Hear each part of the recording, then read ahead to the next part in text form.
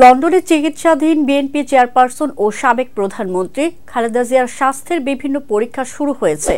The London clinic এর অধ্যাপক জন Patrick কেনেডির অধীন লিভার, কিডনি ও হৃদরোগ বিশেষজ্ঞ চিকিৎসকেরা বৃহস্পতিবার খালেদা জিয়ার স্বাস্থ্যের প্রাথমিক কিছু পরীক্ষার রিপোর্ট পর্যালোচনা করেছেন।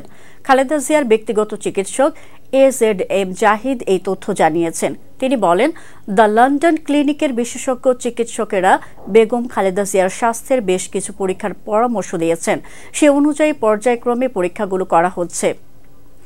বেগম জিয়া চিকিৎসার উদ্দেশ্যে বিদেশ যাওয়ার পরপরই পিনাকি ভট্টাচার্যের একটি ভিডিও নেট দুনিয়ায় ভাইরাল হয়।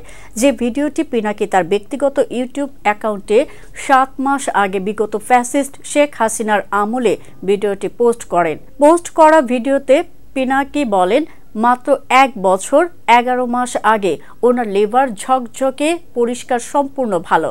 আর 1 বছর 1 মাসের মাথায় ওনার লিভার সিরোসিস হলো আর উনি রক্ত বমি করা শুরু করে দিলেন।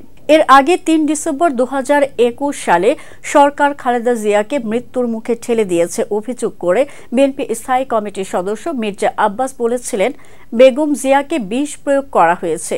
বিদেশি চিকিৎসার জন্য নেওয়া হলে সেটা প্রমাণ হয়ে যাবে। এজন্যই অবৈধ সরকার শেখ হাসিনা সরকার খালেদা জিয়াকে বিদেশে সুচিকিৎসার জন্য বিদেশে যেতে দিচ্ছে না। কিন্তু আজ না হয় কাল এই সত্য প্রমাণিত হবেই। বর্তমানে চিকিৎসার জন্য বেগম খালেদা জিয়া উন্নত চিকিৎসার জন্য লন্ডন অবস্থান করছেন। খালেদা জিয়াকে ফ্যাসিস্ট শেখ হাসিনার আমলে কারাগারে সত্যি বিষ প্রয়োগ করা হয়েছিল কিনা তা খতিয়ে দেখার জোর দাবি দলটির অনেক নেতাকর্মী সহ জনগণের।